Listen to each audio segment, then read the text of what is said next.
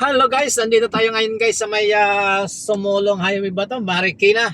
Ayan at kung mapapansin nyo guys, napakalinis ng yung mga kwan dito. Isa sa mapapansin mo rito sa Marikina, yung malinis na kalsada. Medyo may disiplina yung mga tricycle, nakapila sila sa tamang pilahan. At saka yung mga wire dito mga amigo, makikita nyo mga amigo. Yung mga wire nila hindi nakakalat, dikit-dikit sama-sama, nagkakaisa sila mga amigo, hindi sila nag-iwa-iwalay, may pagsasamahan sila. Kung napapansin nyo mga amigo sa ating mga vlog na iba sa ibang mga lugar, napakarami talagang nagkalat na wire sa taas. Dito kung makikita nyo, malinis na yung kalsada, malinis pa yung taas, yung lalagyan ng mga wire. Ayan mga amigo, at pipick upin natin yung ating kasama rito sa may palengke. Saan na kaya yung dalawang yon? Nawawala na mga amigo yung dalawa nating kasamahan dito. Hindi ko malaman kung saan napunta na yung dalawang yon.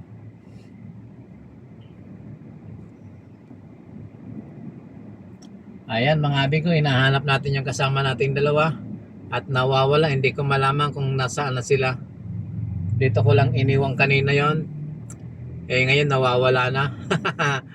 Ayan mga amigo, hanap-hanapin natin yung ating kasamahang dalawa rito. Ayun pala sa kabila. Ayan, antayin natin makatawid yung dalawa nating kasamahang mga amigo. Bawal dito tumawid kahit saan-saan at tayo mapapinalize dito sa Marikina. Malinis talaga yung Marikina at yung mga wire nila nasa maayos, hindi kagaya doon sa ating may tinitirhan. Ayan, takbo. Takbo kayo, takbo. Ayan na mga amigo, dito na yung ating dalawang kasamahan. Lalayas na tayo. Sir, may palengke ba kami? Hindi naman. Konti lang. Uy, hindi nga. Oh, may konti. May araw. May dalang ata kanila. Hindi ko na natagantol mamaya sa office rin. No? Kakaliwa na ulit tayo rito. No? At Sumulong Highway tayo. Sumulong Highway, Marikina.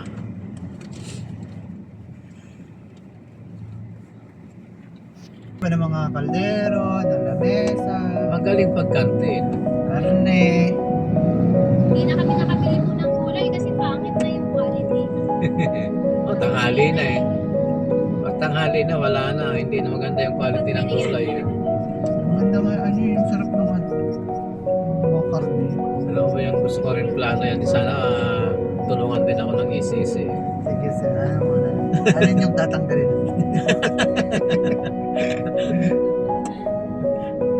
Si Aileen hindi pa nagbebenta eh. Masakit Kaya siguro. si Aileen, Di- mag-monitor na tayo sa Hindi pa ako nakakabili sa kanya. Ano ba binibenta niya? Cat food. Pet supplies. Ay, kaso wala. Ang alaga ko pusa eh. Ay, aso eh. Yun lang. Ang cat bites ko, si Ferdinand lang talaga yun.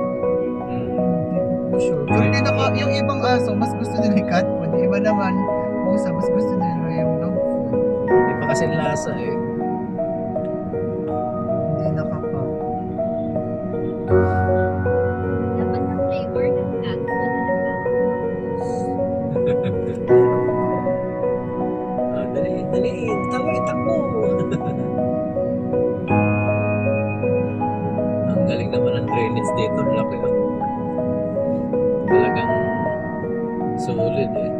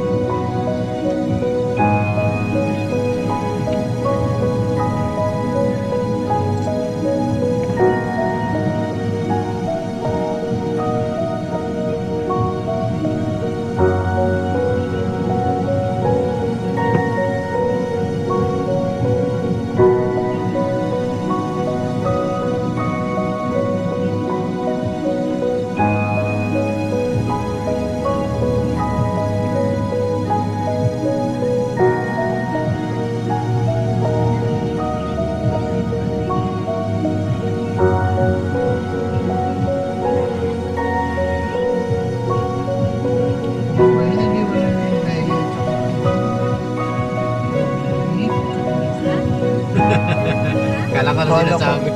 Akala ko naman may forever na sila. Naghiwalay na pala. Naghiwalay na daw si sino yan? Ikaw tuwa na naman sila. Ay, sige. Sabi Mga dun ex. sa article na parang si mother daw ni Bea ang nag-ask ata ng Rina. Kasi kasi siguro nakita na ng memories na. May bahay daw yun sa ano? Sa Spain. Mas okay na naman yung ata.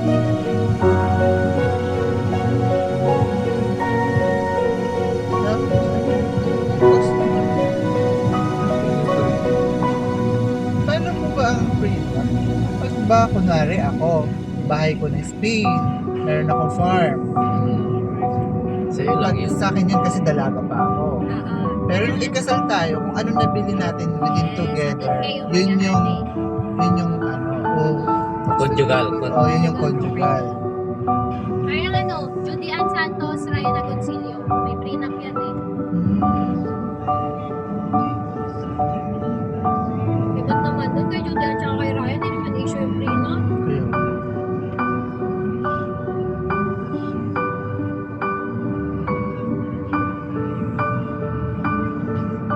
Actually, tinanong ko si Ronald yan. Kasi di ba may bahay na siya. Sabi ko sa kanya, ano, magpapaprenup ka mo? Sabi ko, nagastos lang tayo. Iuhulog ko na lang sa bahay. Baka kasi abogado na dito. Gastos yan. Kaya baka pa na abogado papagawa ng mga kasulatan. Bakit? Alam mo ba yung kasal pala ni Chris tsaka ni James Yap? Null and void? Paano, ano? Alam mo kung saan fault doon? Nabasa ko lang ha, dun sa group na sinalihan ko ako sa kasal-kasal. Kasi nagpakasal daw sila sa religious ano na buot hindi sila member. Null and void pala yun. Halimbawa, Catholic sila parehas. Halimbawa lang tapos nagpakasal sila sa Christian. Null and void pala yun.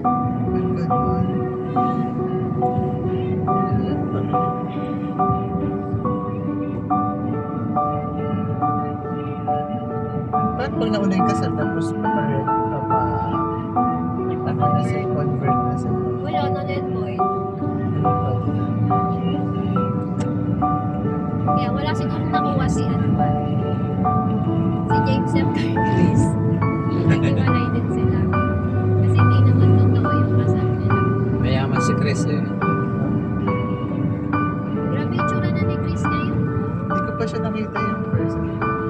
Yung video na parang in-upload ni ano, kay Nicho ba yun? Kay Bella, Kaya? Pero ox na po siya. Pero okay naman siya. Buhay na nakapasok at may mga Mga gamot. buti na lang mayaman siya. Grabe na yung traffic dun sa tulay. Hindi na gumagano. Today, Dito ako nag-OJT. Yung DMCI. Na kung saan nag-stay sila alay sa Dandan. maganda dyan na rin. May cafe dyan. Ano, dyan. Invest ka dyan na ano, condo unit. Kasi Ang paano. dami mag-rent. 4 beds. Ano ba yung Tagaytay na?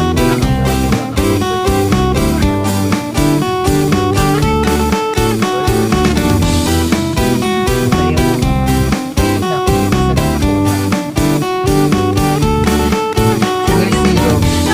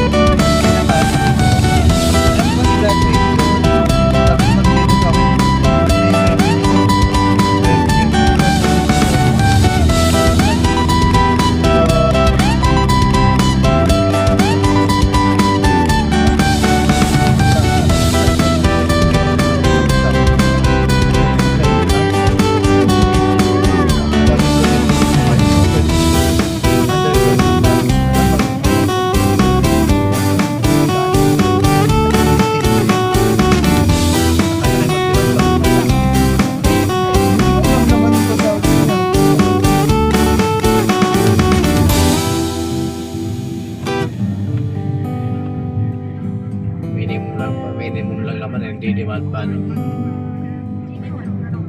parang ano yung nakapalas. Oo, wala pang Potato diploma. corner ba yun? Eh, oo. Tsaka ano, Ito ka lang naman. tsaka yung ano, lechon manok yun. Yung tungkol sa tattoo.